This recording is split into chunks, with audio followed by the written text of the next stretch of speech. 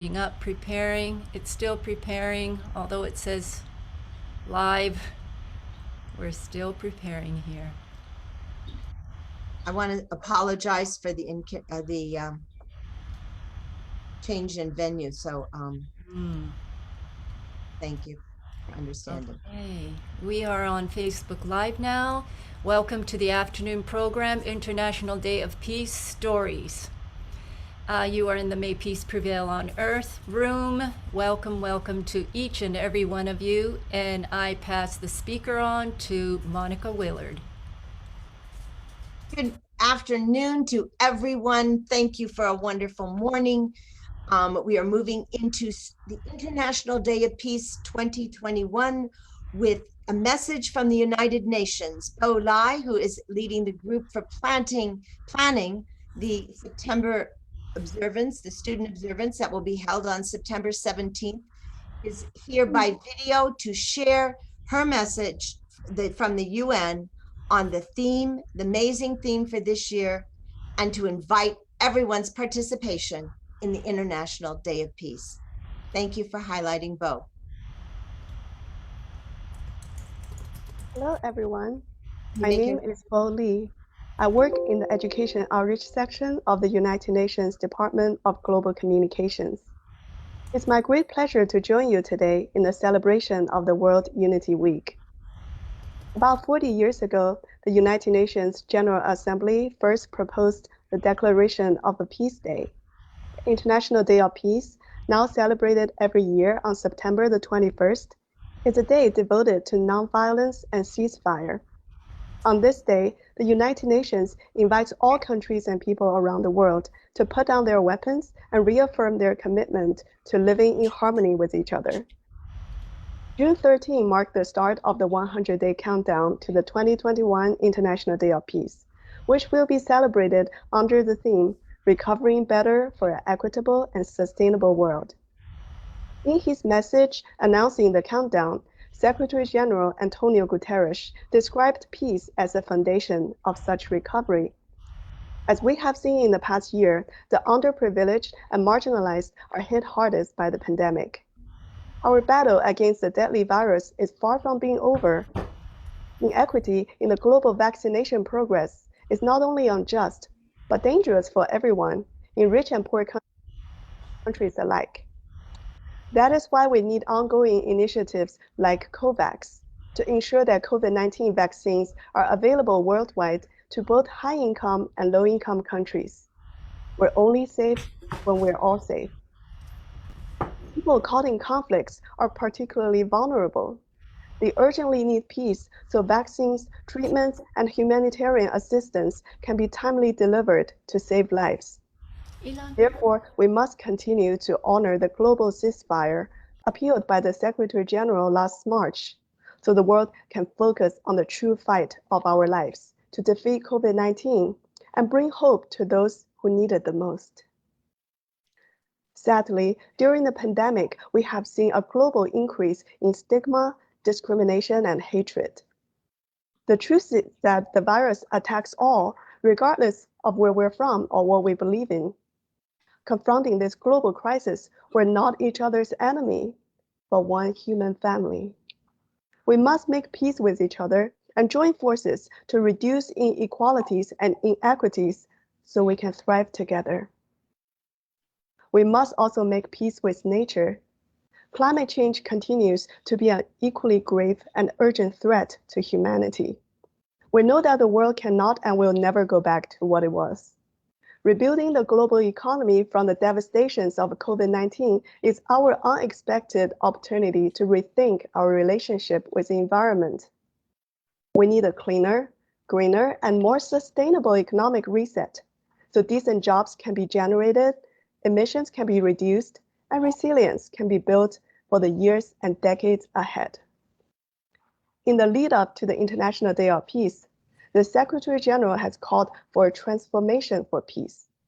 He invites us to stand up against hatred and discrimination, to care for the planet, and to show global solidarity that is so vital at this time.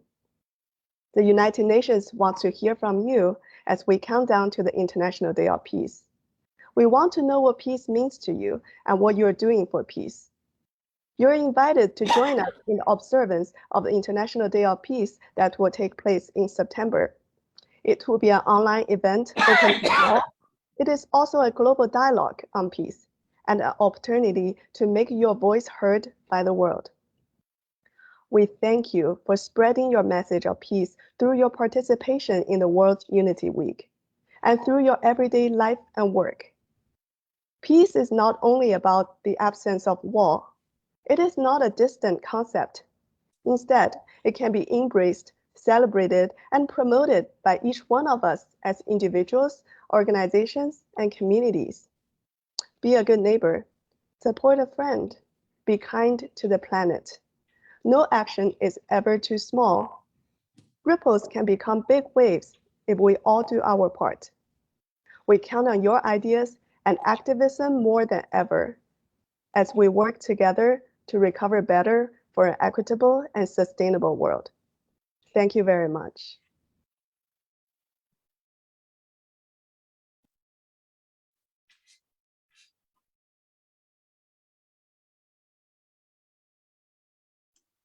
Thank you, everyone, for having us look at the importance of the theme for this year, Building Back Better for an Equitable and Sustainable World. Fumi, I'm turning it over to you now, and we will continue with our afternoon programming.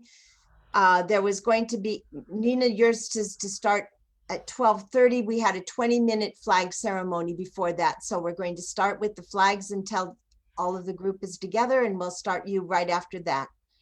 Fumi, thank you so much for bringing the energy of all of the countries into this afternoon where we are looking at global unity and how we are praying and sending our messages from the UN to the world.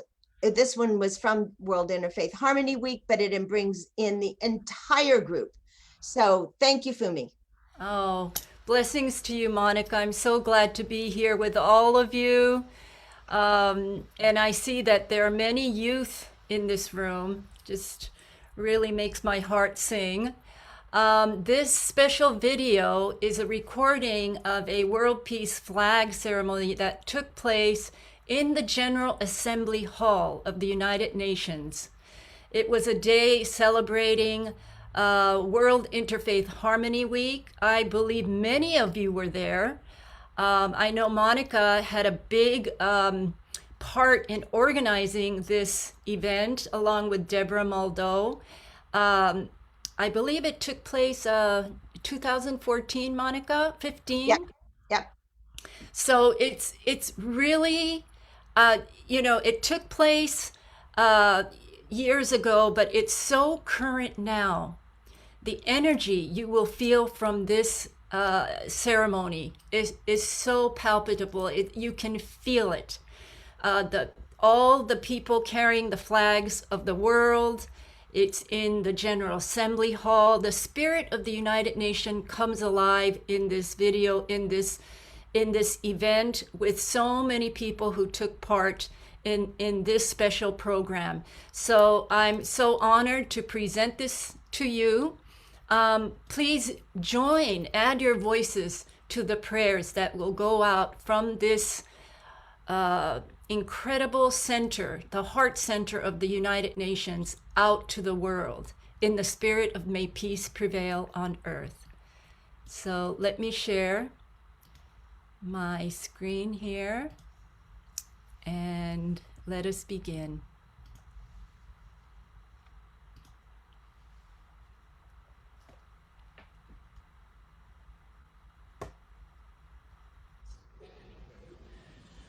A moment's truth can and shall make the world beautiful. A moment's peace can and shall save the world. A moment's love can and shall make the world perfect. A moment's truth can and shall make the world beautiful. We will now offer a call for peace in each of the 193 UN member states and 2 observer missions. We ask all of you to join in reciting, "May peace be in that country." Many UN staff members and international college students will be proudly raising their own country's flag today. Are the flag bearers ready? Then let us begin. Please stand and raise your paper flags while we all say together, "May peace prevail on earth." Together, "May peace prevail on earth." Afghanistan. May peace be in Afghanistan. Albania. May peace be in Albania. Algeria. May peace be in Algeria. Andorra. May peace be in Andorra. Angola. May peace be in Angola. Antigua and Barbuda. May peace be in Antigua and Barbuda. Argentina. May peace be in Argentina. Armenia.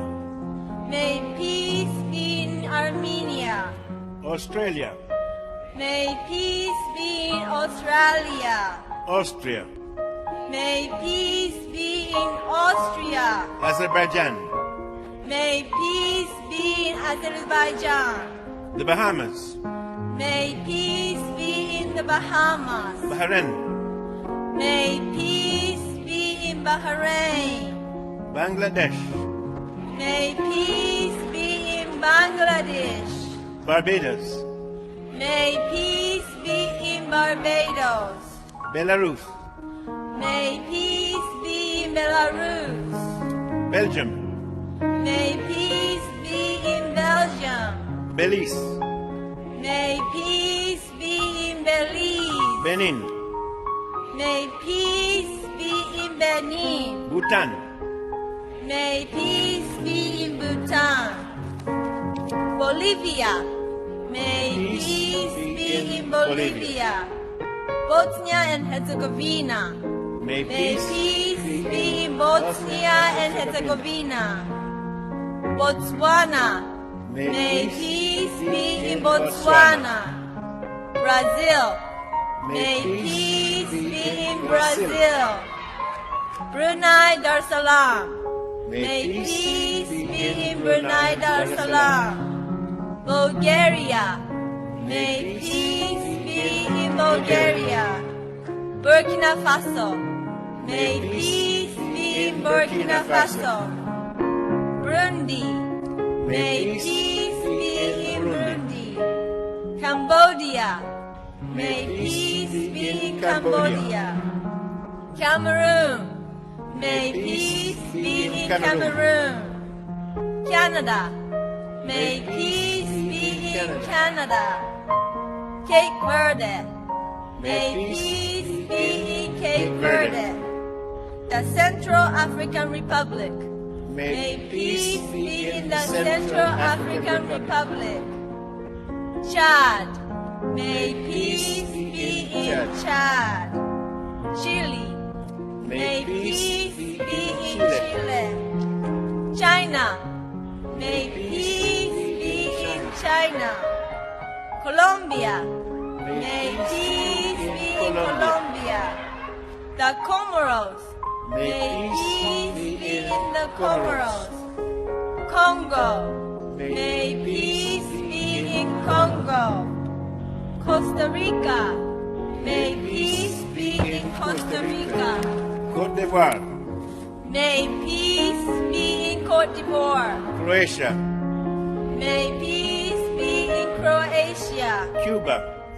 May peace be in Cuba. Cyprus. May peace be in Cyprus. The Czech Republic. May peace be in the Czech Republic. The Democratic People's Republic of Korea. May peace be in the Democratic People's Republic of Korea. The Democratic Republic of the Congo. May peace be in the Democratic Republic of Congo. Denmark, May peace be in Denmark. Djibouti, May peace be in Djibouti. Dominica, May peace be in Dominica. the Dominican Republic, May peace be in the Dominican Republic. Ecuador, May peace be in Ecuador. Egypt, May peace be in Egypt. El Salvador, May peace be in El Salvador. Equatorial Guinea, May peace be in the Equatorial Guinea. Eritrea, May peace be in Eritrea. Estonia, May peace be in Estonia. Ethiopia, May peace be in Ethiopia. Fiji, May peace be in Fiji. Finland, May peace be in Finland. France. May peace be in France. Gabon. May peace be in Gabon. The Gambia. May peace be in the Gambia. Georgia. May peace be in Georgia. Germany. May peace be in Germany. Ghana. May peace be in Ghana. Greece. May peace be in Greece. Grenada.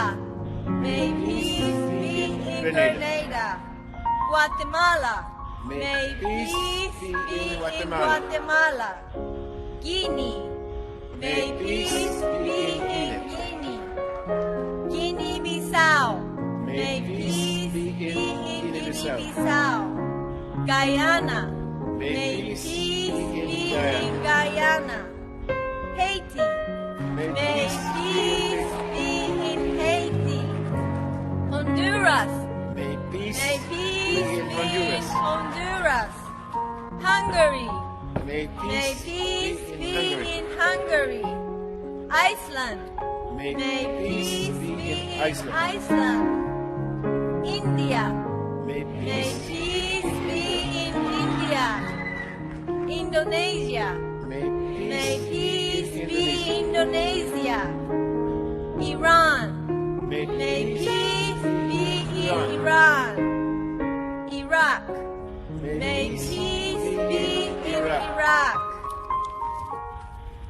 Ireland, May peace be in Ireland. Israel, May peace be in Israel. Italy, May peace be in Italy. Jamaica, May peace be in Jamaica. Japan, May peace be in Japan. Jordan, May peace be in Jordan. Kazakhstan, May peace be in Kazakhstan. Kenya, May peace be in Kenya. Kiribati, May peace be in Kiribati. Kuwait, May peace be in Kuwait. Kyrgyzstan, May peace be in Kyrgyzstan. the Lao People's Democratic Republic, May peace be in the Lao People's Democratic Republic. Latvia, May peace be in Latvia. Lebanon, May peace be in Lebanon. Lesotho, May peace be in Lesotho. Liberia, May peace be in Liberia. Libya, May peace be in Libya. Liechtenstein, May peace be in Liechtenstein. Lithuania, May peace be in Lithuania. Luxembourg, May peace be in Luxembourg.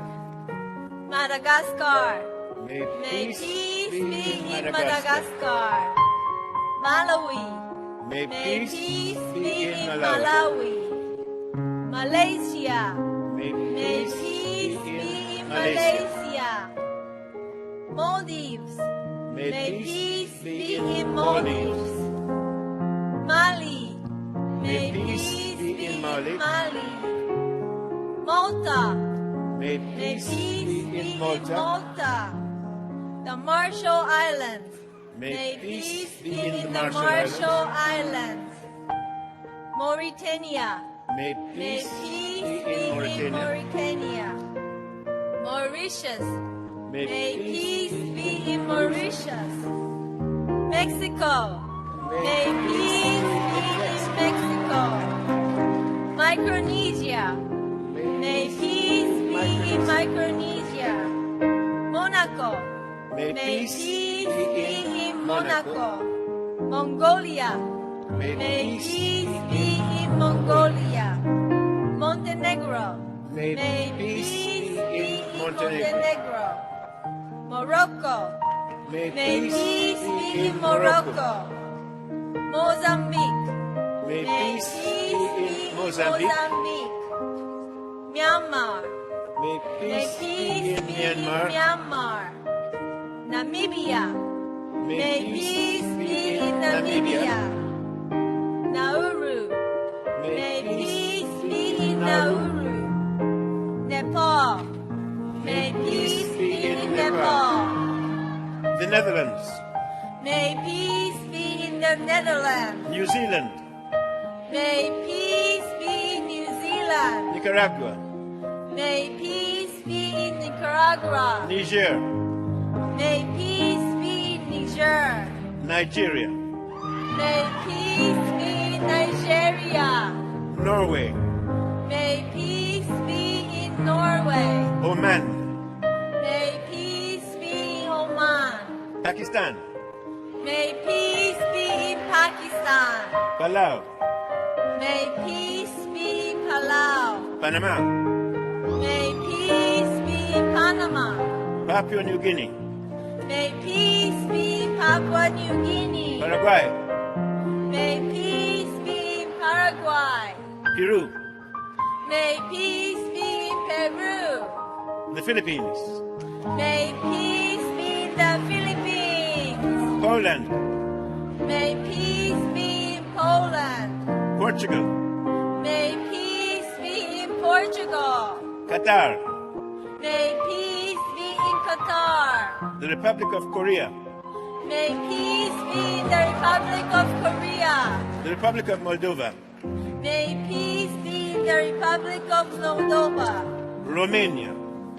May peace be in Romania. The Russian Federation. May peace be in the Russian Federation. Rwanda. May peace be in Rwanda. St. Kitts and Nevis.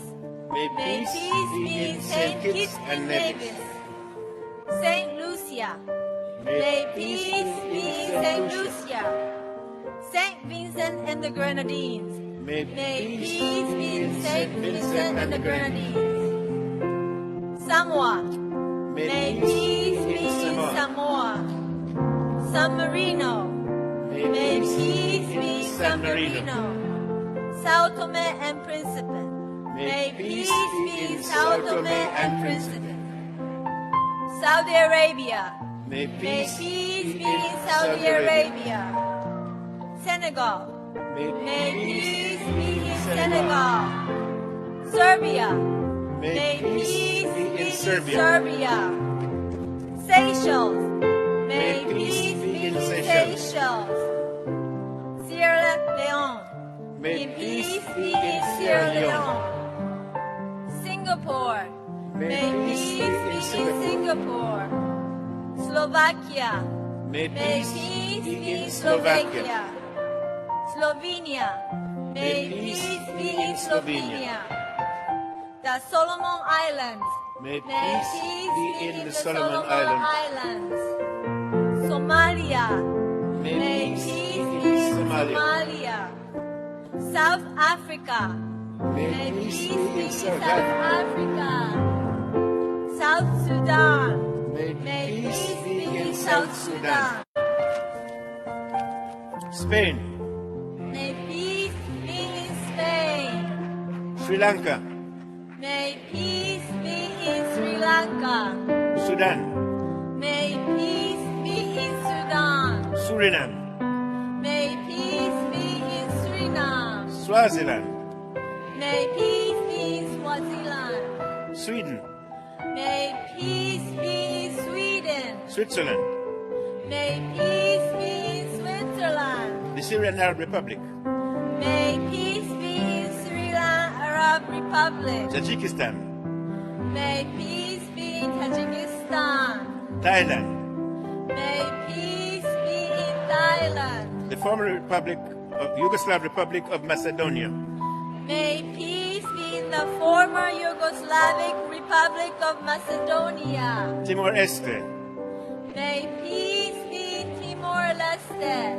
Togo, May peace be in Togo. Tonga, May peace be in Tonga. Trinidad and Tobago, May peace be in Trinidad and Tobago. Tunisia, May peace be in Tunisia. Turkey, May peace be in Turkey. Turkmenistan, May peace be in Turkmenistan. Tuvalu, May peace be in Tuvalu. Uganda, May peace be Uganda. Ukraine. May peace in be Ukraine. Ukraine. The United Arab Emirates. May May peace peace be be in in the the United United Arab Emirates. The United Kingdom of Great Britain and Northern Ireland. May May peace peace be in the United Kingdom of Great Britain and Northern Ireland. The United Republic of Tanzania. May peace be in the United Republic of Tanzania. The United States of America. May peace be in the United States of America. Uruguay, Uruguay. May peace be in Uruguay. Uzbekistan, Uzbekistan. May peace be in Uzbekistan. Vanuatu. May peace be in Vanuatu. Venezuela. May peace be in Venezuela. Vietnam. may May peace peace be in Vietnam, Yemen. may peace be in Yemen, Zambia. may May peace peace be be in Zambia, in Zambia. Zimbabwe. may May peace peace be in Zimbabwe. Zimbabwe. Now to observer missions. The Holy See. May peace be in the Holy in See, the Holy See. The state of Palestine. May peace be in the state of Palestine.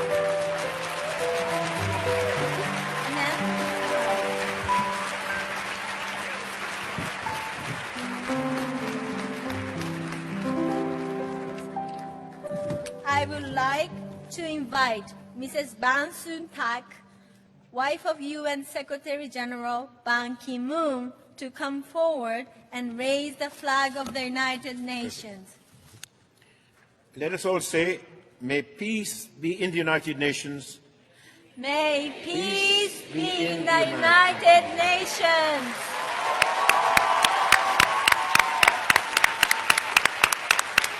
Very good.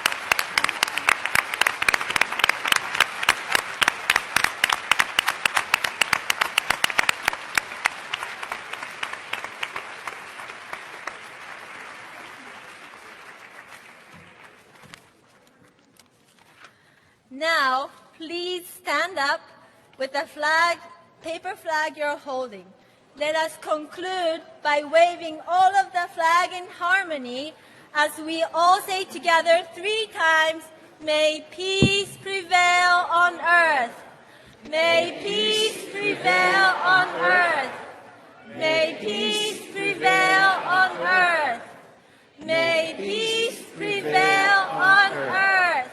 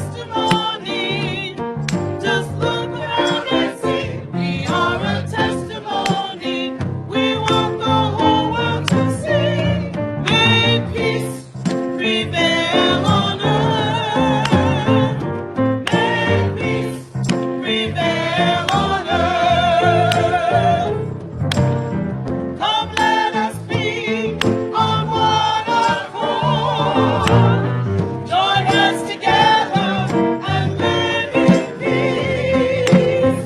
We share one love and we have been set free. We stand united, we have victory. We are a testimony. We stand in unity. We are a testimony. Just look around and see. We are a testimony. We want the whole world to see. May peace prevail on earth. May peace prevail on earth. Come let us be on one accord. Join hands together and live in peace. We share one love and we have been set free. We stand united, we have victory. We are a testimony. We stand in unity. We are a testimony. Just look around and see. We are a testimony. We want the whole world to see. May peace prevail on earth. May peace prevail on earth. May peace prevail on earth. May peace prevail on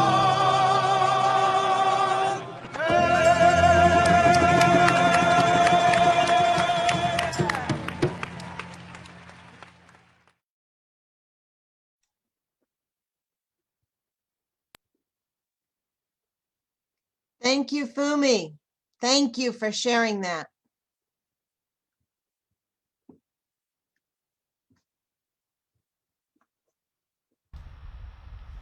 Thank you. You're so welcome, Monica. I thought I was still looking at yours. Ah, Nice to start at the UN for this afternoon one, and I'm very, very excited to move into our youth panel. Nina Meyerhoff, are you ready? Yes, Okay, let's have the youth put on their cameras too and join you. Fumi, how many people can we spot at one time on the screen? we know at least 3. We've seen 4. Yep. Well, let's start with Nina and some of the youth then, and we'll move it. We'll highlight Nina. just so you know, it says I can't start my video because host has stopped it. Oh, Oh. Who's the host? Dot. Hey, Dot, are you still with us here? Yes, actually, Fumi, you are still the host, but who's screen sharing here? Yeah, who's this? Noah Miller. Okay, it's not Okay. time to do that. Somebody is screen sharing. I'm not screen sharing anymore. Okay, so I just stopped Here we- Noah's screen share. Here there I you So, welcome, Nina. Yay! So there, this is okay, the good. exciting part of our program because these are people, young people, and even some grown-ups who have been actively participating in the UN International Day of Peace, been at the UN, and are pursuing, as a result of their experiences, peace projects. And that's really exciting. So what I would suggest, because there's so many people on this Zoom, that the people that are not speaking turn off their video, so then we'll know who's here to speak. I think that'll be the best way to go. I saw Ben Bowler do that the other day, and I thought that's pretty clever because it really helps us. Okay, so we're gonna start. Maybe we can have the youth princess. There you are. Okay, and no, I see you. Okay, we're going to start with a program by Children of the Earth, and then there's going to be some URI representatives, and then there's going to be some other guests. But the whole idea is actually that these people have been inspired to make peace action. So, Princess, I invite you to start, and you've developed some questions, yes? Yes. Okay, where are they? I had them. Noah No, is going to I'm gonna share show it. them. Yes. Can you show it? Started screen share. Are you going to show okay. Okay. So here we go. What is COE, Princess, and what impact has COE made with IDP programs over these years? Okay. Hello, everybody. I hope my voice is loud enough. Namaste, Nepal. Afternoon to everyone. Thank you for a wonderful morning. We are moving into the International Day of Peace 2021 with a message from the United Nations. Olai. We are moving into the International Day of Peace 2021 with a message from the United Nations. So Monica, I don't know what's going on. There we go. So can we go pursue and have Princess speak, and then Noah speak, Sushil, and go through the group, and each one's going to present a few minutes. Let's go. Princess, you ready? Yes. Thank you, Please. everybody. But before we begin, this is Children of the Earth. Before we begin, we'll have a short video we would like to share with every one of you. Noah, click it. National Day of Peace. I'm Jennifer, the Administrative Director of Children of the Earth, and we are so excited to be working with a school in Romania. We have students who have come all the way here to the International Day of Peace at the UN, and as a Children of the Earth representative, I can't wait for you to meet Emma and Paul. Emma, do you have a message for us? Yeah. We need to transfer competition into cooperation, and we need to do that together. And Paul? We hold the future in our hands. We are one community. Yes, and are we ready? Yeah. May peace prevail on earth. Very nice. Thank you, Princess. So Thank you once again. I think the question is, what is COE? For me, I see COE as a vibrating network of individuals, both young and young adults, who find something deep inside their soul that feels that they have something to offer to this earth. And that thing they feel inside of them helps them to, or rather motivates them to do good. And that good, like when you're able to find yourself, you'll be able to do something. And that thing you do helps to inspire people around you. And that is exactly what COE does. So COE gets young people from around the world, helps them to find themselves, helps them to find their inner selves. And when they find their inner selves, they do good to the world. And COE also run trainings, as I said, around the world, in Japan, in Thailand, in most countries in Africa, in Canada, where I live. And like in Switzerland, we have projects like the Free Hug Project. In Paris, we also have the Free Hug Project. In Nepal, we have a COE member who have been inspired. His name is Jimmy, and he builds schools around Nepal. And his plan is to have more than 100 schools built in his community. We have a COE member in Pakistan who is building, helping young women, train them to be stakeholders in their country. We have a pioneer project that is called One Peaceful Africa. And this One Peaceful Africa is more about helping young people to be better entrepreneurs in Africa, training them on conflict resolution and conflict building, how to avoid conflicts in their communities. But the question is not that COE is more about building projects. COE is more about helping these young people from various countries to find themselves and to do good. And that good they do, that thing they find is their will to be able to do good in their communities. Thank you so much. Thank you, Princess. And Noah, you're next, please. Yeah, How- so the International Day of Peace and Children of the Earth has informed really every step of my professional career. I work in the ESG consulting space, which stands for Environmental, Social, and Governance, and it helps corporations around the globe to reduce their environmental impacts, create value for its stakeholders, and really improve the quality of its leadership.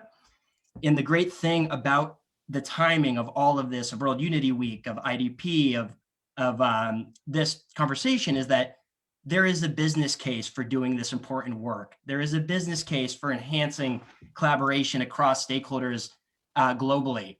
And because of the financial opportunities and risks around all of these big problems we have to solve, there's never been a bigger opportunity to advance these teachings that we're going through in World Unity Week in the corporate world, so that leaders on executive teams are able to help youth, nonprofits, local communities to really advance action on environmental and social issues. So right now there's a business case for peace building work. And that's what's so exciting about the timing of all of this in the work that Children of the Earth and Nina and Princess have done in contributing to a more peaceful world. In the work that I do, I work with executives to teach them the same skills that COE is teaching youth communities in how to reflect on their business environment, connect the dots between the interconnectedness of all these issues, and to really mobilize collective action with other stakeholders. So it's an honor to be here and to be with all of you doing this important work. Yeah, thank you. Very great. And next we have Sushil in Nepal. Sushil Korala, here we go. Hello. Good Hello. afternoon and namaste. Namaste. Namaste from Nepal, and I'm very pleased to be with all of you here virtually. And I have been a peace activist, and since youth, I have been campaigning for peace and human rights. That's how I came up in touch with the children of the earth. And I had the privilege and opportunity to attend different conferences and peace trainings, peace building programs while I was still a student. That time I was still a medical student. But what happened, because we had a conflict in Nepal that time, we had 10 years of insurgency, Maoist insurgency in Nepal. And that's how we had a lot of displaced people internally. We had lost thousands of lives, and that is what inspired me to work for peace in the first place. And currently, as a medical doctor and expert in the field of public health, I am more involved in this peace building, not only peace building projects, but also saving lives directly. That's how the first priority for me is saving lives every day and helping people get the right treatment, have access to the treatment, and then also bring smiles on their face. And that is what really motivates me, because we are still one of the least developed countries, and to say that, it really hurts me. Still, we are lagging behind in development, in economic progress, and also poverty is still crippling so many young people. And that's why I would like to strive for the work in the country in order to lift people out of poverty, help them have a better life, and also have a healthy life. Thank you. Yeah. Excellent. Very good. Thank you for taking time, because I know you're out in the field working as a doctor now. Now, Sammy, are you here? Because we're ready to go. Sammy, did you make it in? Sammy Jacobs, Abby. He was leading a business management session. He had enrolled 75 students on empowerment, and he was going to move back into this room at 12:30, but maybe we'll get him later. Now, who else is here? Okay, Rights and Democracy. Oh, yeah, from the resettlement group. Let's go, Pabrita. Can you, here you go. It's your turn, please. Papit, are you with us? It's your turn. Go for it, please. Are you here? Fabri, you have to unmute. Maybe you're muted. I don't know. This is Lori Stavrand, and Yeah, I'm hi, Lori. Pabitra, and Pabitra is planning to come on Thursday. That was her Okay, so it's, today. uh-huh. So can I go ahead and speak? Saja is me. here. It's me, Saja. Oh, Saja. Okay, Princess, you still had something you wanted to say? Okay, so while we wait for Sami and Saja to really get on board, I would like to say that, as you can see, myself, Princess, of course, Noah, who has become a very big, good, inspiring young entrepreneur that people like my son is always looking up to. Sushil, who is a medical doctor in Nepal, trying to help his own country, and Sami, who is building a lot of trainings for most African young people that are coming up. So each and every one of us as teenagers that grew up in COE is not about the things that we are now doing. It's more about really that we were able to find ourselves. And that thing that we find in ourselves has really, like myself, made me a better person. Like Noah has made him to have someone like my son that is looking up to him. Like Sushil, having to help a lot of people with leprosy in his country.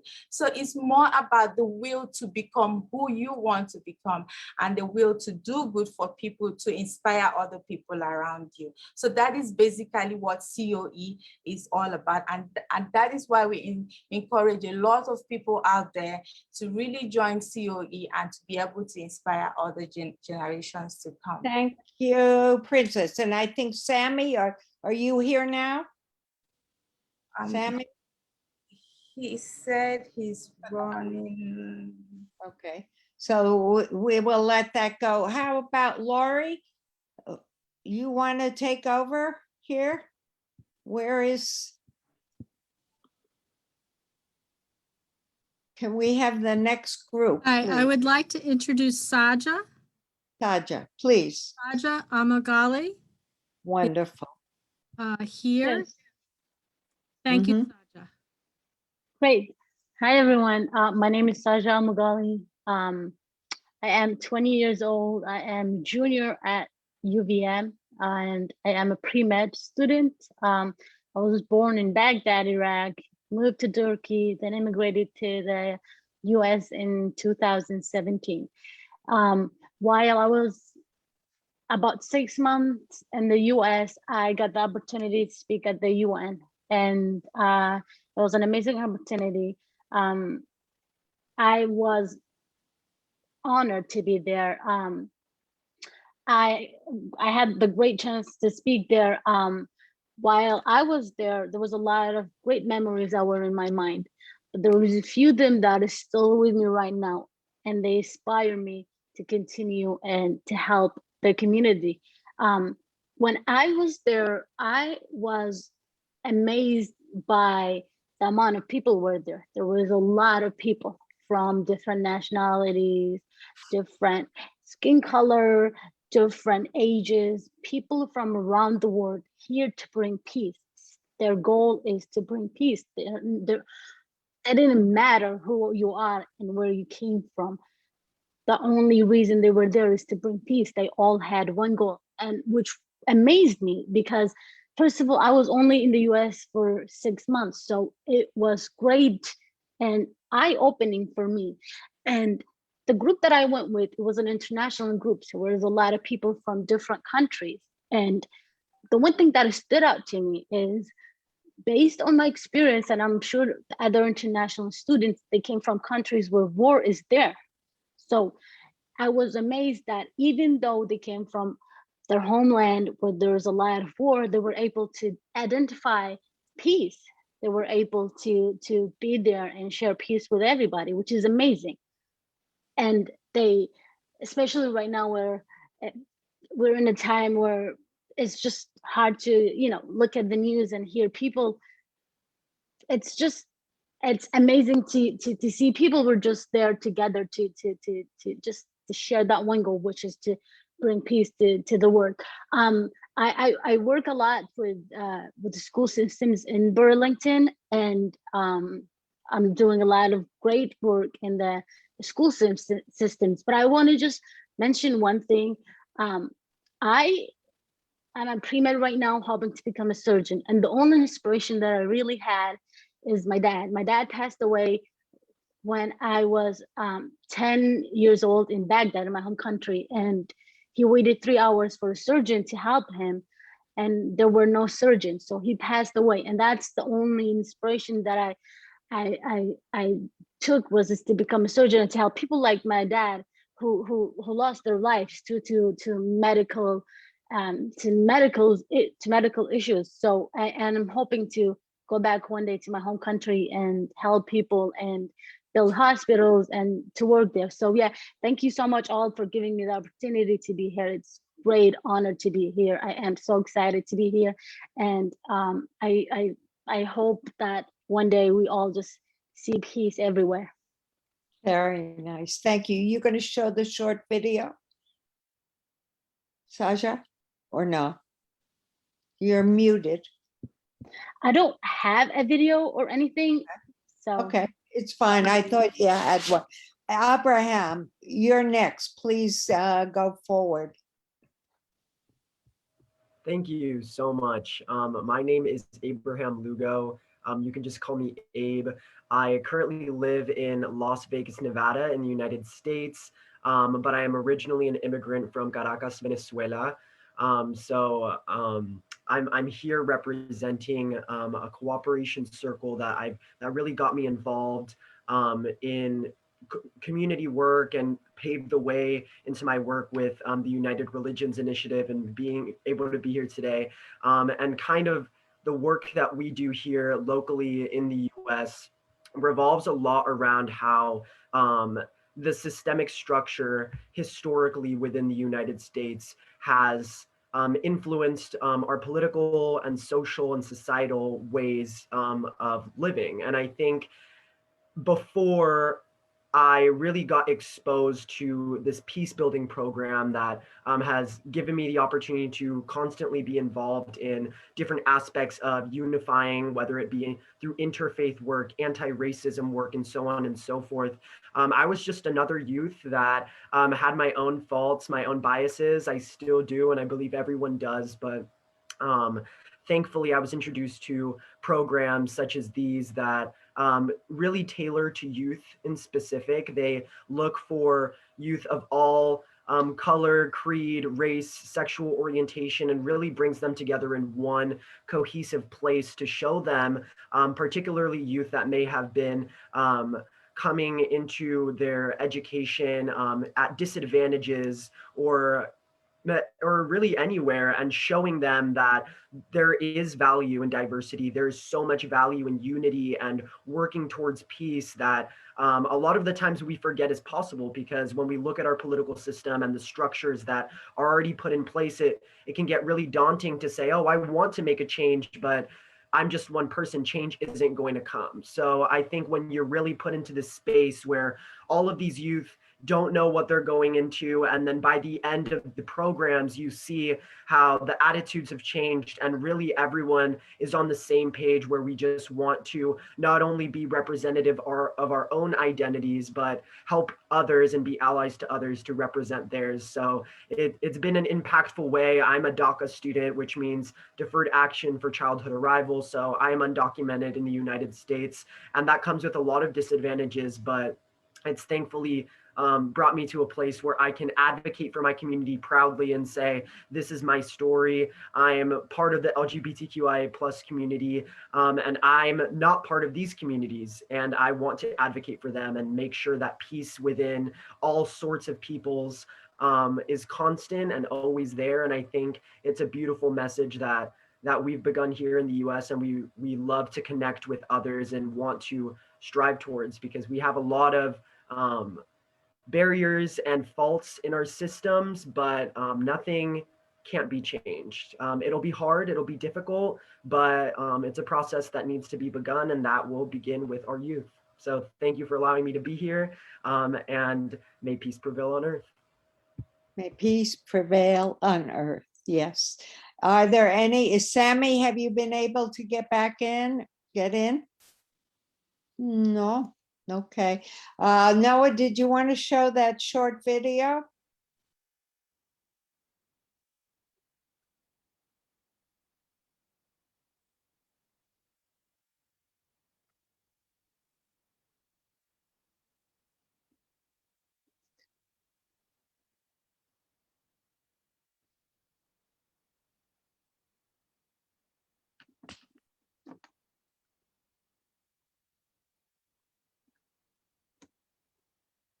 Sound if you can do it.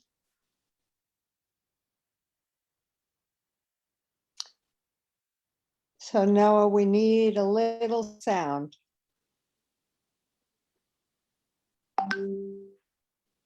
Mm-hmm. Oh, well. You get to see me double. It has inner wisdom, the wisdom of knowing who you are, what your purpose is, what you are to do in this destiny of this lifetime. And we help facilitate that process, and we support you in those actions. Our work at COE is to create those spaces for youth to activate that wisdom that they have within them. For the past 10 years, COE have encouraged me and given me a platform to find the meaning of life and the meaning of how to build projects, and I'm learning how to empower myself to be able to go out there to empower other young people. It gives them joy to really have a focus in life. It has really given their life a meaning.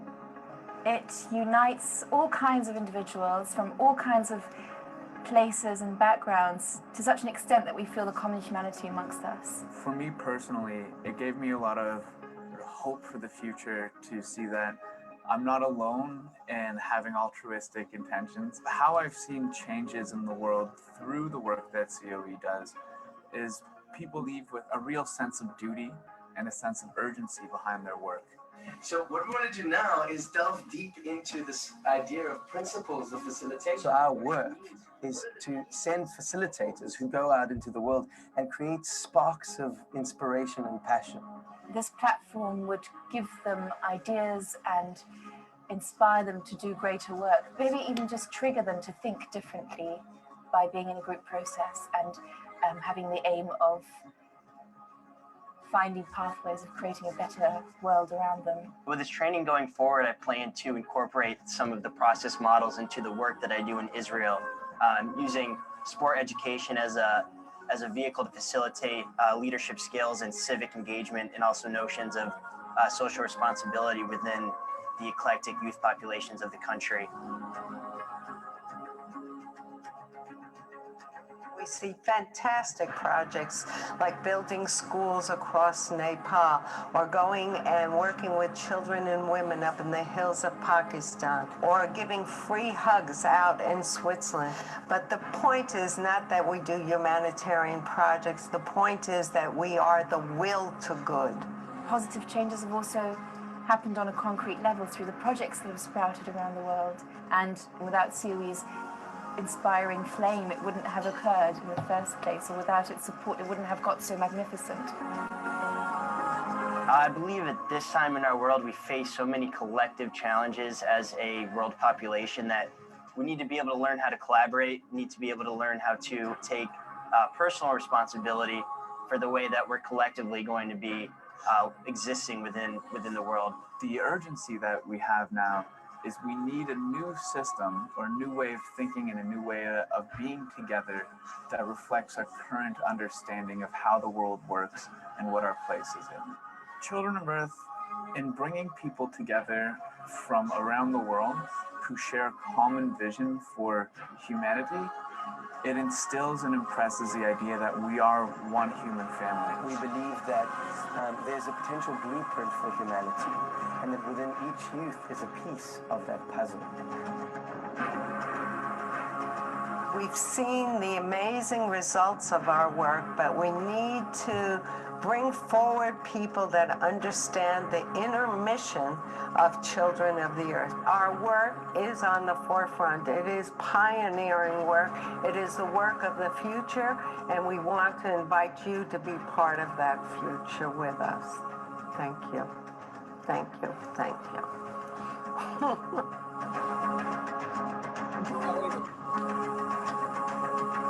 Thank you, Noah. Okay, perfect. Very good. Thank you. And let's turn off the screen if you don't mind. Turn off the screen so we can go back to the full screen. Thank you, Noah. Perfect. Okay, so Sammy, are you there? He didn't get the link right, I think. Somebody should send it to him. Noah, maybe you could. Are there any other youth here that would like to present? So I would like to ask each and every one of you younger generation, what is that you would like to see happen in the world today? What would be different? What's important? What do you care about? Noah, do you want to answer? Because you started about business.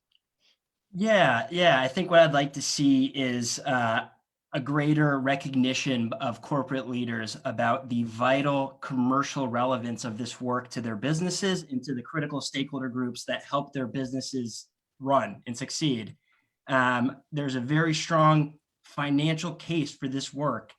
And when we're looking at both the opportunities and risks, there are business models to solve these world challenges like the UN SDGs. And that's what I'd like to see is a little bit more alignment of the say-do ratio of the corporate world, because the time is now and their businesses and our society depends on it. Very good. Thank you. Princess, would you like to say something in terms of what you'd like to see happen in the world and what you're participating in? Yes, I'd like to say that what I want to see in the world is having more young people take part in making this world a better place, like not only thinking about we have to make money, we have to be busy every time, but kind of like try to find themselves, have a peace of mind. Because when we all begin to find a peace of mind, we'll begin to find ourselves. And when we really find ourselves, not only are we going to live more long life, we'll have a very good environment, we have more generations that will stay alive to listen and see how we've passed through this. Watching you, Mama Nina, at almost 80 and still looking strong. And I keep asking myself, how am I going to make it to be strong, to really have a peace of mind, to really impact in the life of not only my kids, but all the younger generations that will come after me. And then I really want to see a world with so much peace and harmony. Like in Africa, we have a lot of violence, a lot of killings. And I ask myself every day, what do I do? How can I do this? And it's not only about myself. So I really want to see a peaceful world. I really want to see where young people can be given opportunity to really change the face of this world, because we have the intelligence, we are more vibrant, we have the strength to really change this world. So I really want to see them have this opportunity, be given this opportunity to really change the world, redefine the world to that it will suit us and it will suit the better tomorrow. Here in Canada, I was thinking before I came to the Western world, there is no problem in the Western world. But I found out that in everywhere, be it Africa, Asia, this part of the world, there is still problems. And this problem has to do with what we, the human beings, we have created. So how do we begin to go back, a little step back? After the COVID, you see that so many things were shut down. So if we take as human beings a little step back and think about ourselves and think about the environment, we'll see that we'll really get that, we'll really change the face of this world to a better place. Thank you so much. Yay. And Abraham, would you like to share what you envision and what's important to you? I would love to share. Thank you so much. I think one of the biggest things that I have to really agree with what Princess mentioned is the involvement of youth.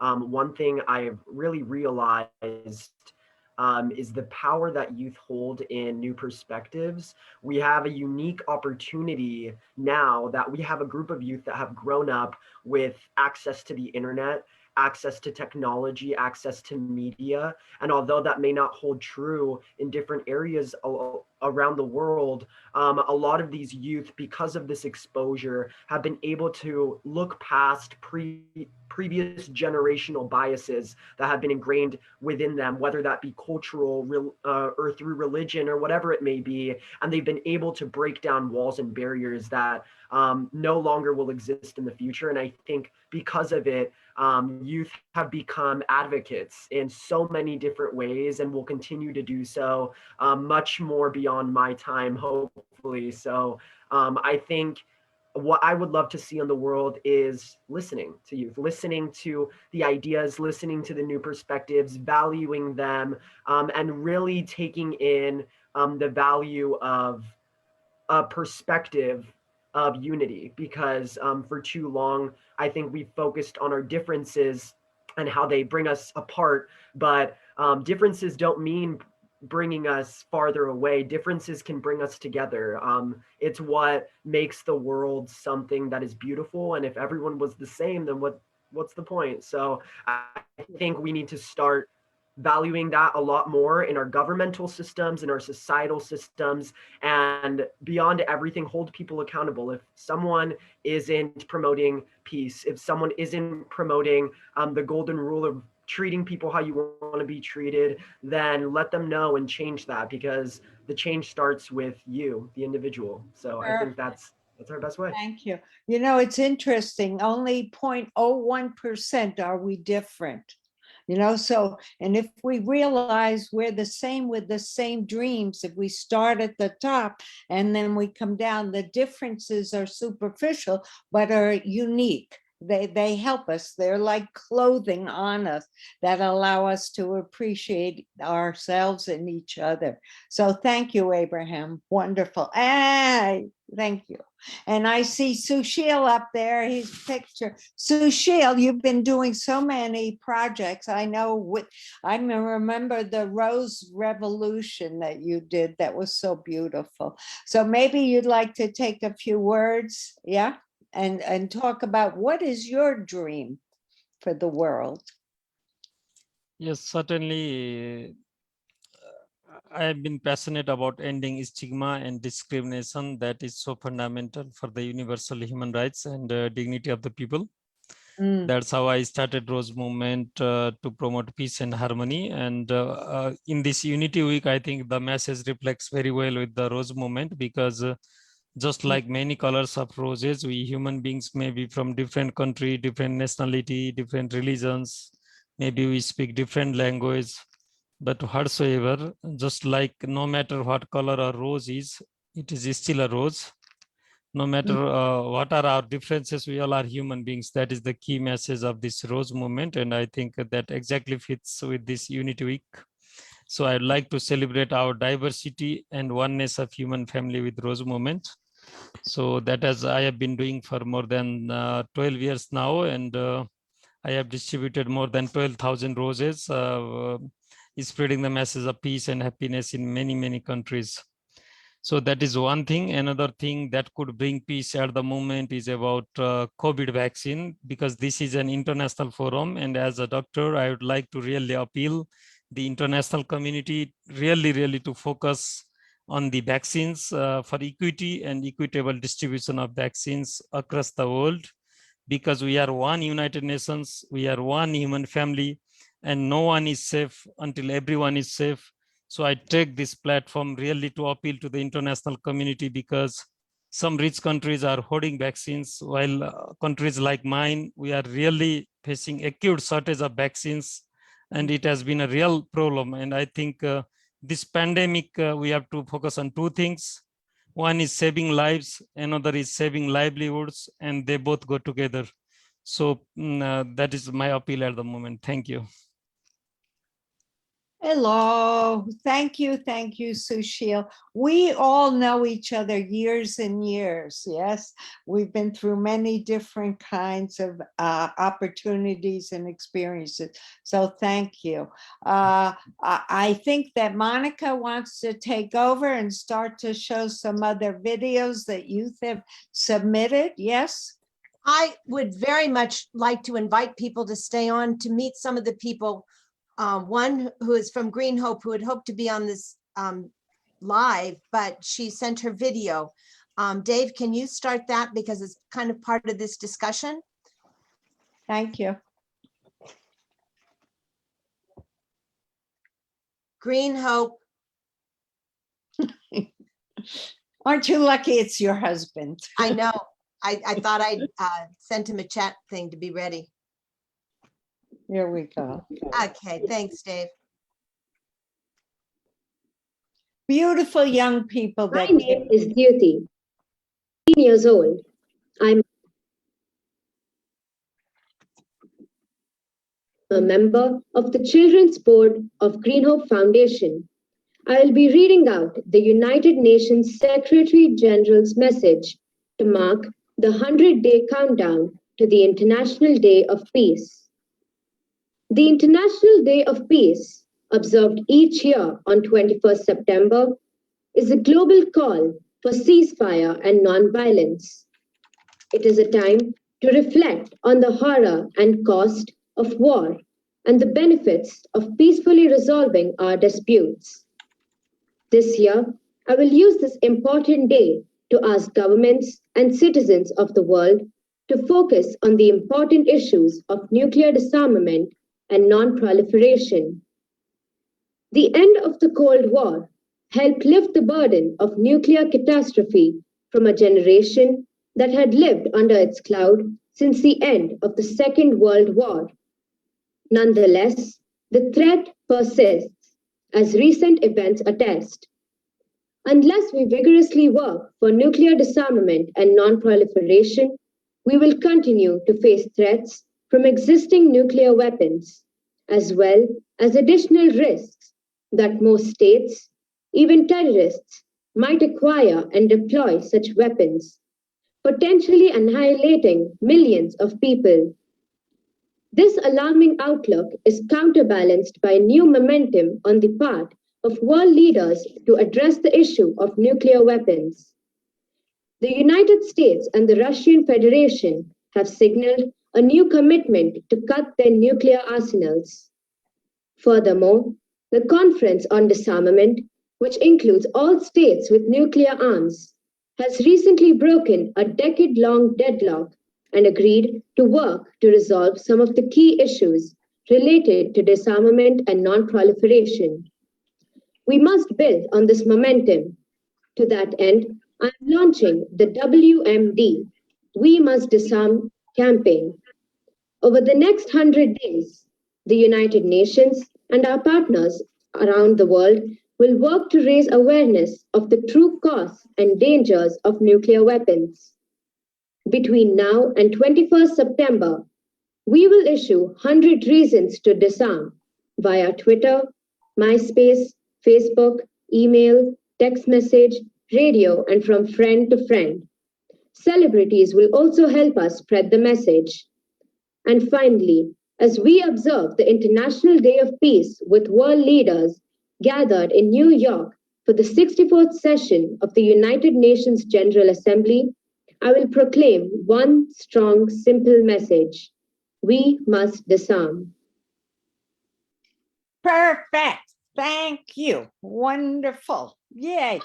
Monica, also, Sammy has joined us. Do you mind if he takes a few minutes? Oh, I'd like to do that. And then I'd like to highlight Jacqueline. from the Oh, first. beautiful. Yeah, we're excited about that.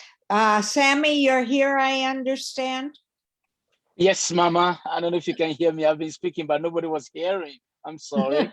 Well, we hear you now. We don't see That's you good. yet, but we hear you. Sammy Jacob, here you go. Take a few minutes. Tell us, what is it that you would want to share, how the UN has inspired you? Thank you very much. Well, the UN for me has been an institution that has inspired a lot of young people around the world, including myself. The UN has provided various platforms and opportunities where we had the platform to discuss issues pertaining youth development and youth empowerment. I have been very fortunate to participate in the International Day of Peace program for the last 10 or so years. And I've traveled around the world to bring inspiration to young people. And this has been possible because of the platform that the United Nations has created for not only adults, but also for young people. And personally, I believe that institutions and organizations like Children of the Earth played a pivotal role in championing these causes. And having worked in difficult countries and war zone countries and helping to shape lives of young people, I personally believe that had it not been these platforms, most of our work would not be possible. And so I want to thank all of you for the opportunities and also for your continuous contribution towards development and peace processes.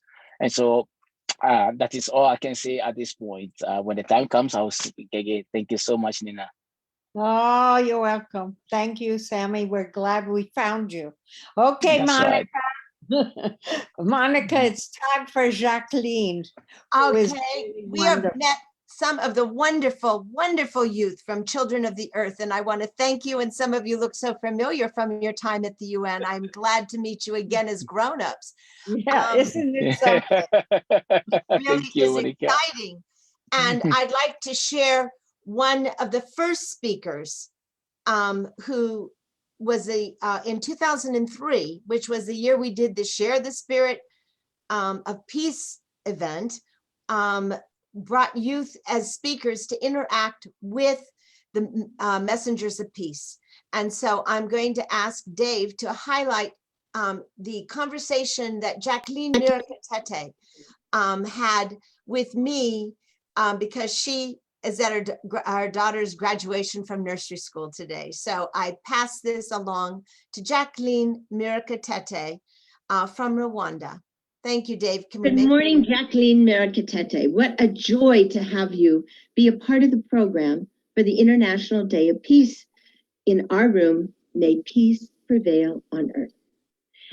This section is so exciting to me because you not only were someone I met when you were in high school as a speaker already and speaking for Rwandan genocide survivors, but you were someone who knew in your heart that you had a job to do to share your experience as a 9-year-old in Rwanda in 1994. And I have seen you, being that this is 2021, we have known each other for a long time. I've known you since high school. You graduated with honors from NYU. You are an attorney who graduated from law school and passed the bar first time around. And now you are the founder of a wonderful NGO, Genocide Survivor Fund. So I'm going to ask you to go back in time to being that high school student, sitting in conference room 4 at the United Nations, being one of the very first group of students to meet the messengers of peace in a one-on-one conversation. And you had been asked to speak. You had been asked actually to ask Elie Wiesel a question to make the connection between who you are and who he was.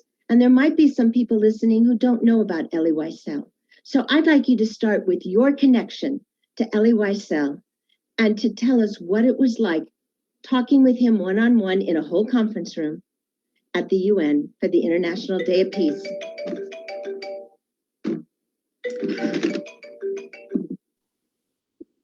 Thank you, Monica. I remember that day very vividly, and I want to really begin by thanking you very much because it was you who made it possible for me to be invited to be a youth speaker.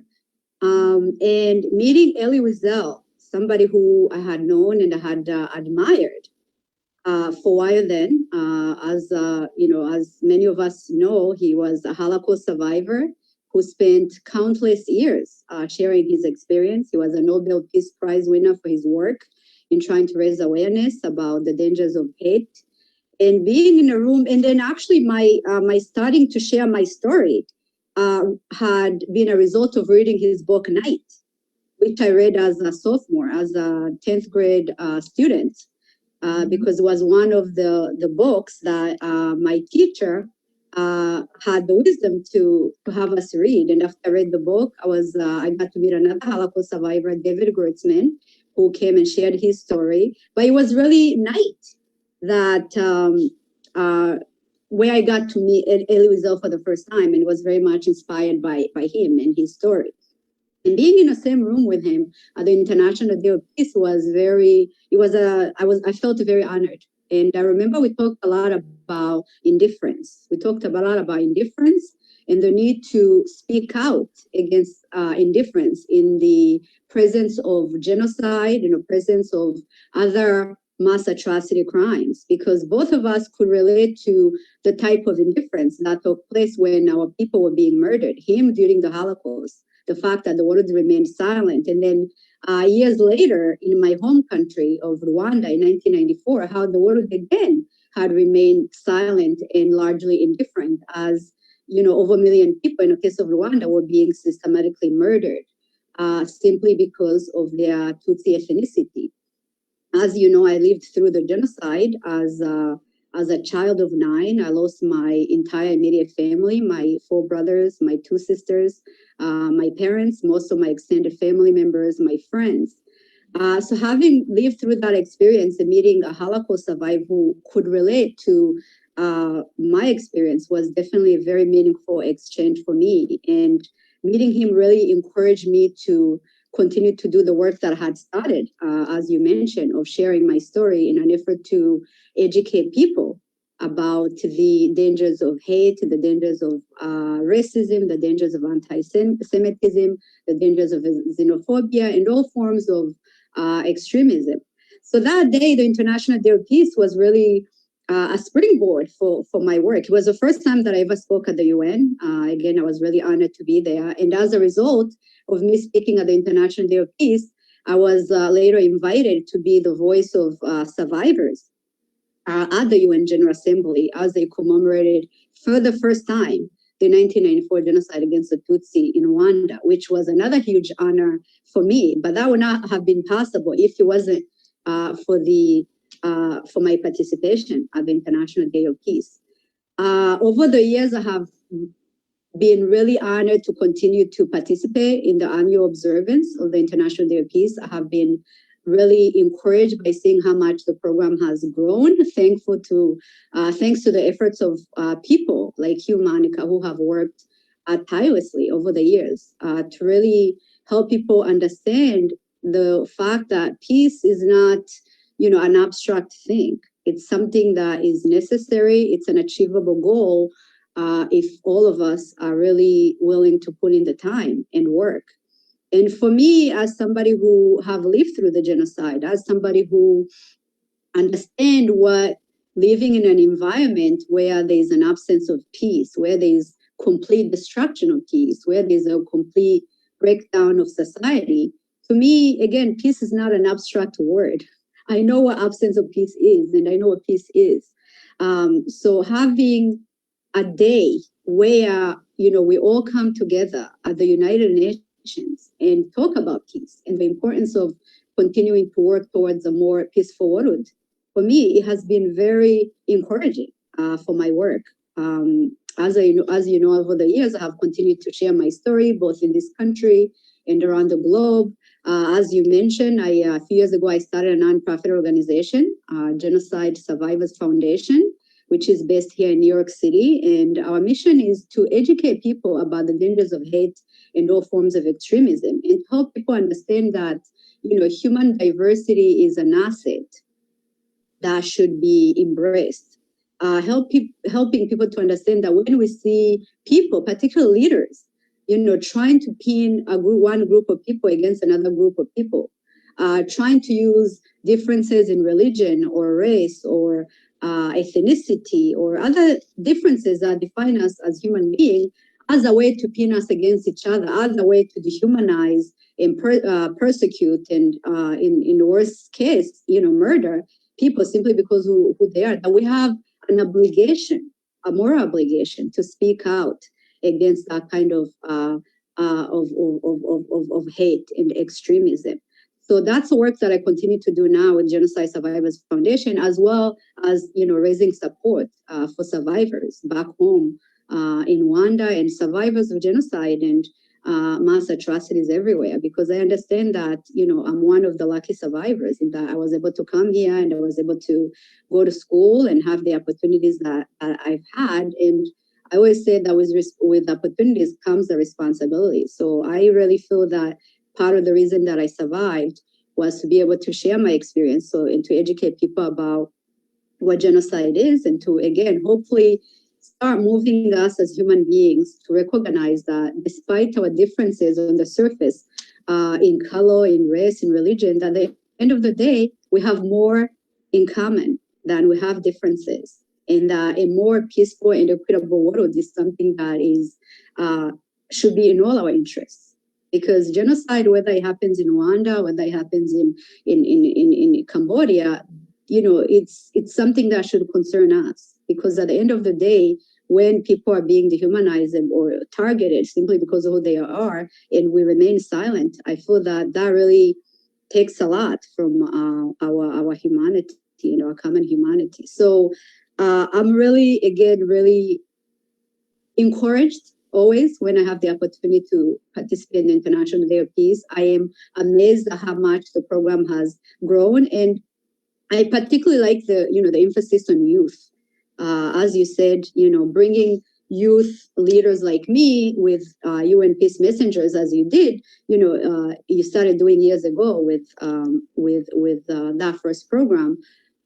Really, it's important to me because even with my work now, I focus a lot on young people, because I do believe that as the future leaders of this country and other countries, we have to educate young people about the dangers of hate, about the dangers of racism. We have to educate them in the importance of respect for diversity, so that when they're in positions of power later on, when they're leaders of this country and other country, and they see of people being dehumanized or being persecuted in one way or another, or being targeted for extermination, that they will speak up and that they will make different decisions than what the head of states have made in the past. So I really like that particular emphasis on the youth, that you always make sure that is included whenever we observe the International Day of Peace. So again, it's really been an honor for me to be part of, the International Day of Peace, back then when I started and throughout the years, and to see again how much you continue to do,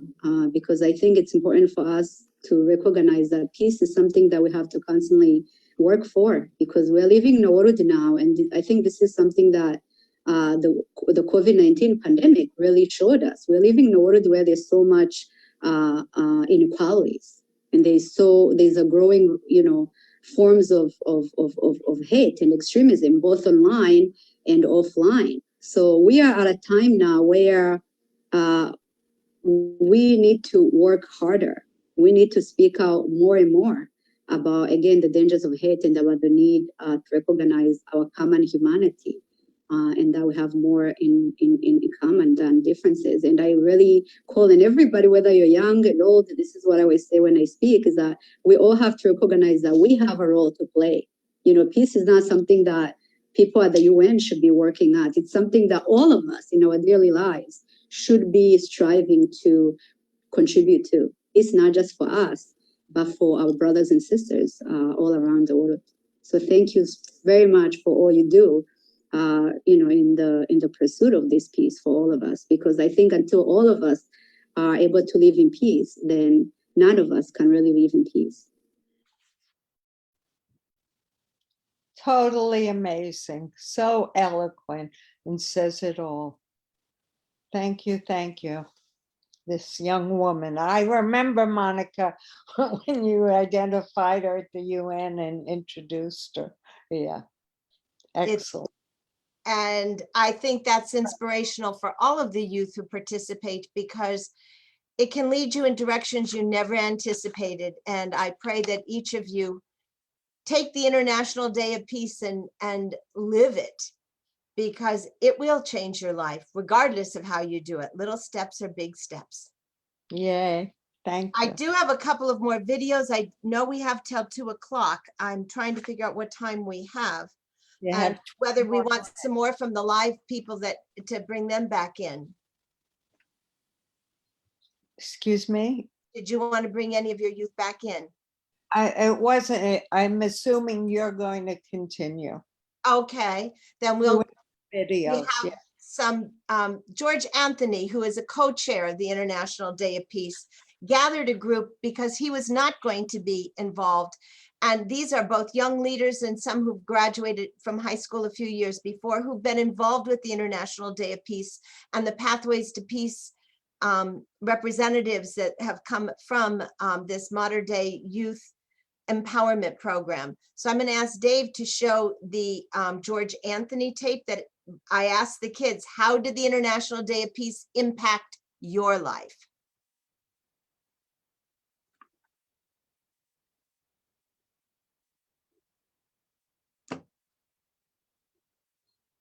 I don't know if my tech person heard me. Yes, thank you.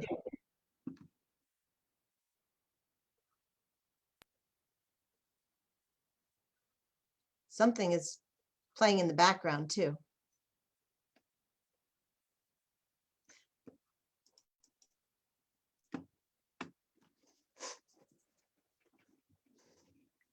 I don't know what the problem is. There's a problem with his computer because it's playing something else.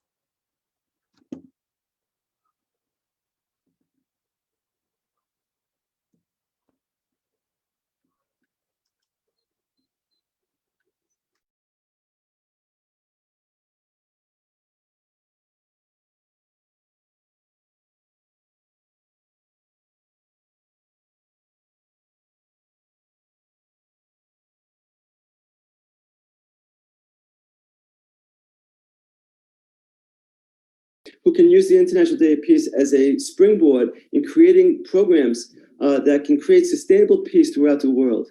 So we've been so busy over the years creating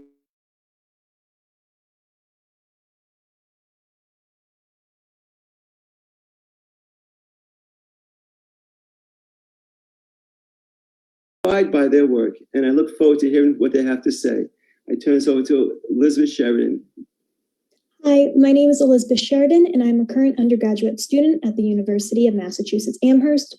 Through my work as a youth representative for the NGO Pathways to Peace, a member of the Global Leaders Institute at Modern Day Prep, I've been very lucky to participate in the International Day of Peace. Taking part in both the actual event in New York and the preparatory meetings, I've been able to watch the global community come together every year to celebrate and continue the work for international peace. My personal experience working on the education toolkit and speaking with other youth at the event have set me on a path to study and work in the fields of international relations. I look forward in excitement to the 2021 International Day of Peace. I would now like to pass it over to Caitlin Grano. Thanks, Liz. Hi, my name is Caitlin Grano, and I'm currently a junior at Marist College studying international business and finance with a minor in economics. I can't say more great things about the International Day of Peace. I remember the first time Mr. Anthony brought me into the Rose Garden, I was just like, wow. I couldn't believe where I was standing, who I was surrounded with. Just the power and influence in that room was completely amazing. From that moment on, I said, Mr. Anthony, what can I do for you? How can I help? How can I be a part of that? And that's exactly what happened. It led me to study international business in college, which I really love, and become part of the Youth Representative Steering Committee, which does so many great things. Really, the International Day of Peace opened my mind to the amazing possibilities that there are in the world and the power of networking and knowing your surroundings. I was able to use those connections that I made at the International Day of Peace and become a youth co-chair for the Civil Society Conference that took place in Utah. I also worked in the logistics team for the one that took place in New York City headquarters. And I just have to say, there's nothing better than the International Day of Peace. I'm going to now pass it over to Fiona Fitzgerald. Thanks, Caitlin. Hi, I'm Fiona Fitzgerald. I am a recent graduate from Modern Day Prep. And by attending the International Day of Peace conference, it has impacted me in a way that I feel responsible in building a better world. I will now pass it over to Emma DBAs. Hi, my name is Emma DBAs, and I am a rising junior of Modern Day Prep. I've been part of the Global Leaders Institute at Modern Day since I was in 7th grade at St. Mary's Elementary School. The way that Mr. Anthony had brought us on to the Global Leaders Institute changed my life from that day. Once we stepped out on the Rose Garden at the International Day of Peace, like Caitlin, wow. I met so many world leaders. I saw the flag bearing ceremony, the ringing of the peace bell, and sitting in that General Assembly room really uplifted my heart and changed me. It made me become a better person as I am today. From there, I have a saying, be the force that inspires change, be the change that makes a difference. And that I use everywhere I go. So the International Day of Peace is very important to me because that was the one day that it changed my life forever. I will now turn it over to Marlenis. Hi, thank you, Emma. My name is Marlenis Rosa. I'm a UN representative for Pathways to Peace. I'm also a member of the Department of Global Communications Youth Representative Steering Committee. And I've got to say that attending the International Day of Peace has been an amazing opportunity, not only to myself, but everyone that I've met and everyone that I was able to collaborate and work with. And I'm looking forward to this year's International Day of Peace and to continue these peace building efforts, not only in my backyard, but also globally. Thank you. And I'm going to pass it on to Abby. Hi, I'm Abigail O'Sullivan, and I am a soon-to-be sophomore at Modern Day Prep. I am preparing for my first International Day of Peace, and based off of what everyone has said about it, I'm just excited. I'm so excited to be a part of something so amazing. And now I'm going to turn it over to Catherine Volk. Hi, I'm Catherine Volk. Like Abby, I'm a rising sophomore at Modern Day Prep, and this is my first National Day of Peace, and I am so excited for this experience. Over this past year, we've done so many peace-building activities within our own community and on a global stage, and I think that has really prepared me to take part in this amazing event. I'm so excited to see what this event teaches me and can't wait to attend it online this year and in person next year, hopefully. And I will now be returning it to Mr. Anthony. Thank you, Catherine. And Monica, as you can see, being exposed to the International Day of Peace, being in the presence of Dr. Jane Goodall, Secretary General Antonio Guterres, Yo-Yo Ma, so many groups, inspiring messages of peace over the years, that they have a tool in animal communities. So this is what we're trying to do at the Global Leaders Institute at Modern Day Prep, and we are so coming International Day of Peace. Thank you for giving us this opportunity to present.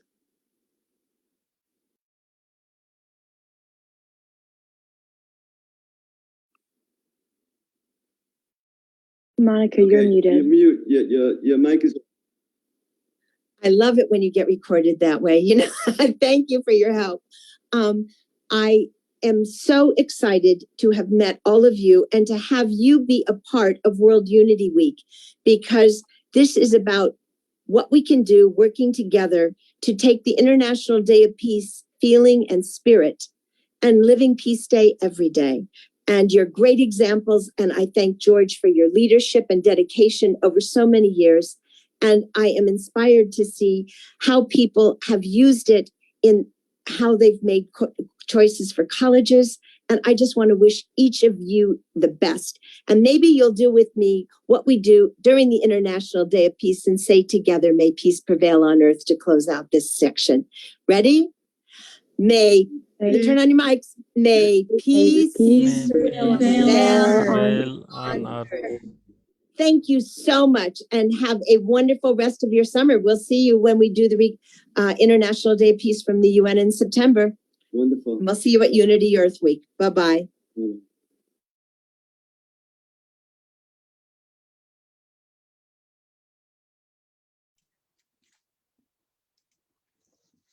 I see that Sashil is still on. Did he want to add any more?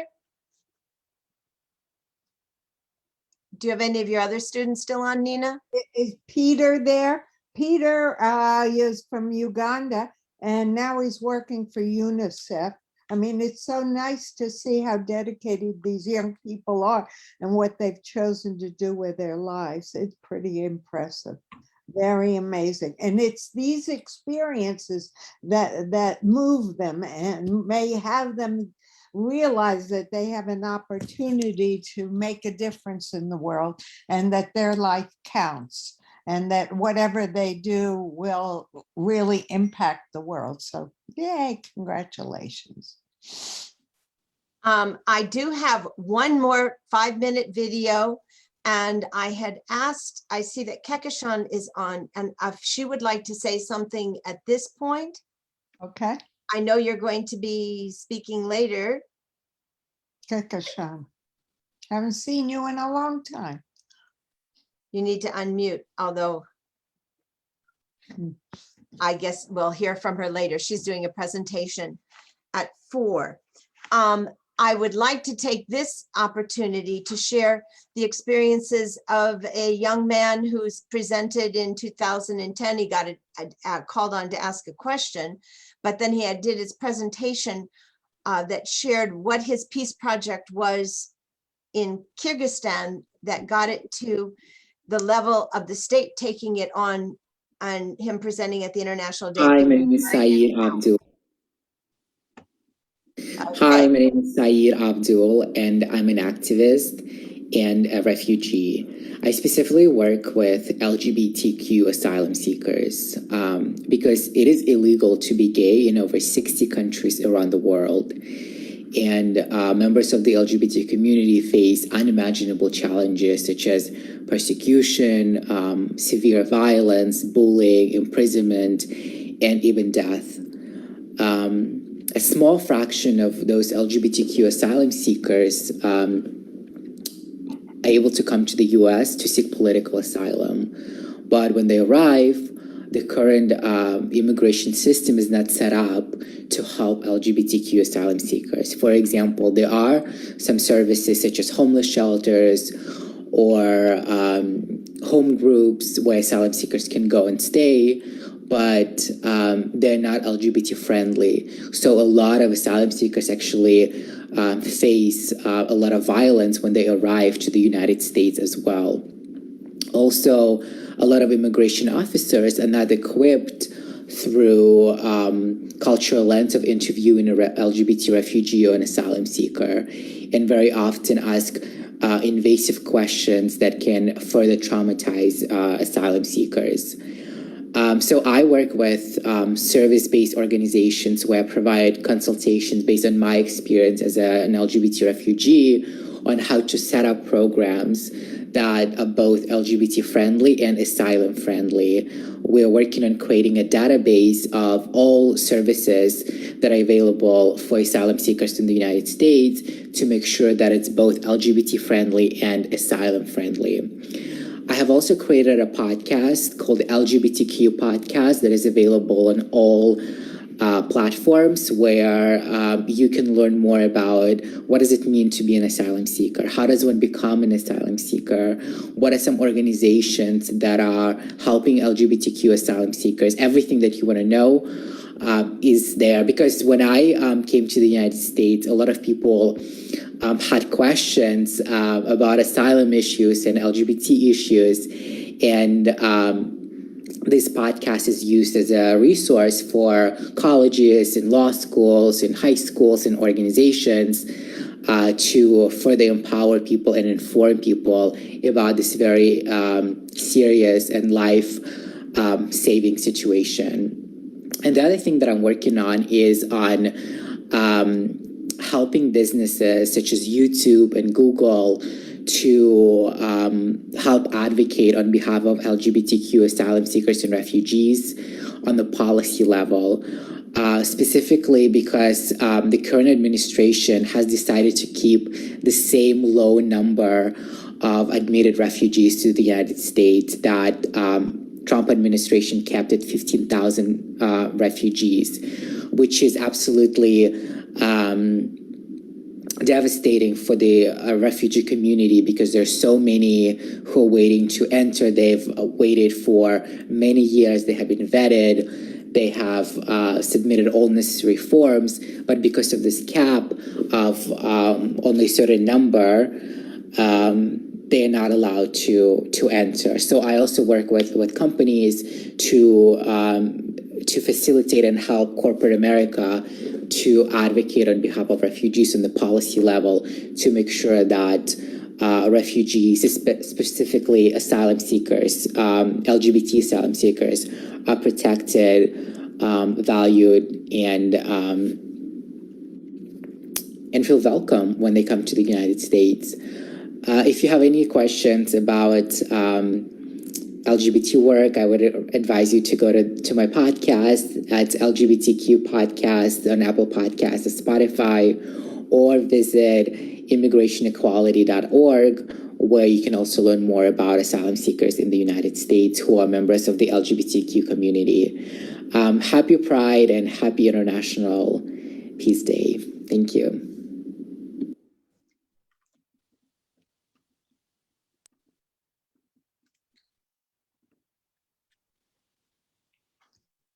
Hello?